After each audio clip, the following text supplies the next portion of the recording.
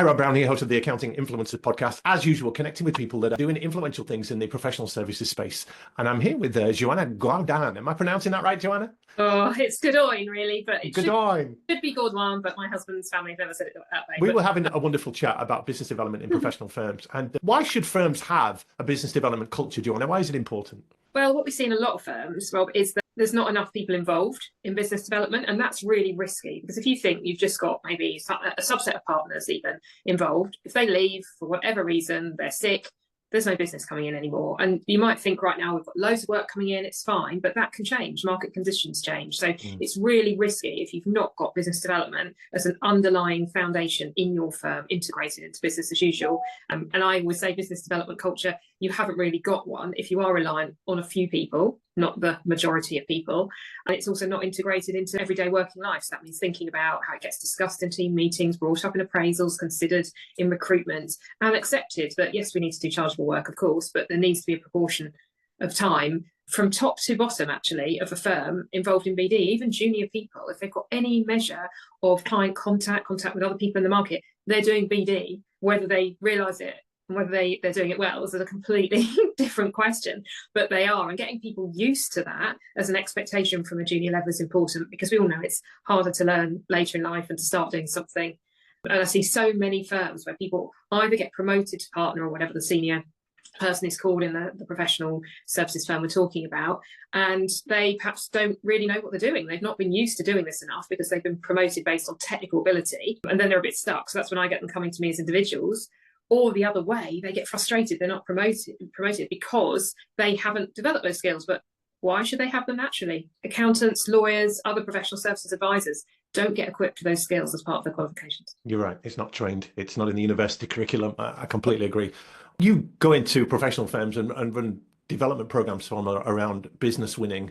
What are the warning signs that would make them come to you, Joanna, and say, help us? If they're not growing and they're not hitting targets, and particularly in legal, there's a lot of consolidation going on there. So it might be some firms actually want to grow because they want to become interesting to others and be acquired. So that can be, or the opposite, they actually want to avoid that. So they want to be able to stand enough on their own without going out and getting other investment from elsewhere. So a lack of growth, a lack of attracting the right people as well. A lot of firms across professional services are struggling to get great people. I've heard some of my clients say they've recruited people who wouldn't normally recruit because of a shortage. Whereas actually, if you're seen as a firm that's out there ahead in the market, differentiated, great to work for, and there's far more to that than just having a BD culture, but you will attract those great people. So then you've got a nice positive cycle going on. But the main signs are that really we just get work from clients we've always had, but that's risky as well. You know, it's from a limited number of people. We're not really getting the work we want to be doing. Is the work we're doing profitable that we're getting, or are we just doing it because that's what we've always done? So I'm about to run a BD strategy day with a firm next week, and one of the fundamental questions I'm saying to them is list out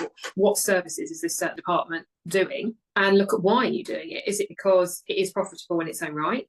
Is it because it leads on to other services that are profitable, so you've got some leverage there? Is it you've got a real specialism as a firm, so there's an opportunity perhaps to be even more profitable? Or something else? We need to evaluate if that something else is a reason worth doing it. So it's something a lot of firms just don't think about.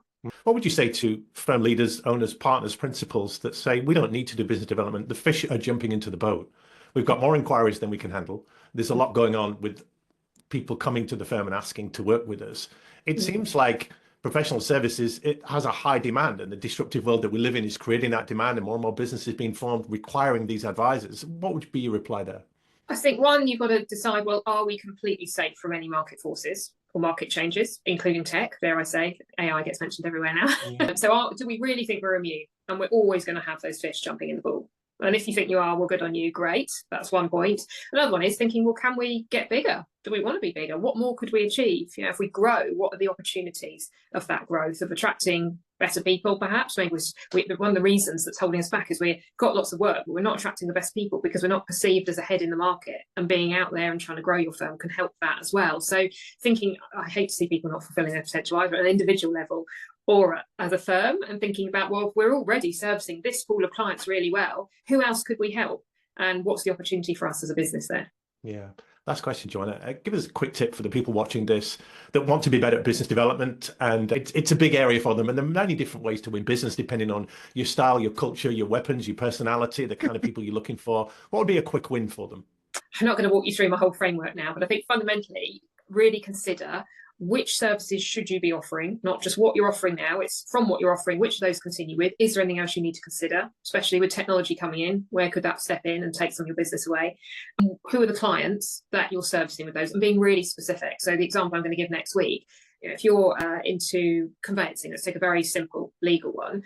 It's not just saying, oh, we can do any conveyancing. We specialise in helping people with complex lease agreements, for example. You then are going to speak. It can feel hard just shutting out a load of the market, but then people, oh yeah, that's me, and you're more easy to recommend and put forward. So I think that's one thing. And the second thing I'd say is I have the 3 levers of business development that I talk about that everybody, every firm can pull on, and you have to decide whether you're going to pull on all 3 or just some of them. First one is, how can you develop existing clients? So get more of the same work, if that's possible, from them, get referrals from them, and then also, are there other services in your firm you could be offering them? So there's masses of opportunity for that.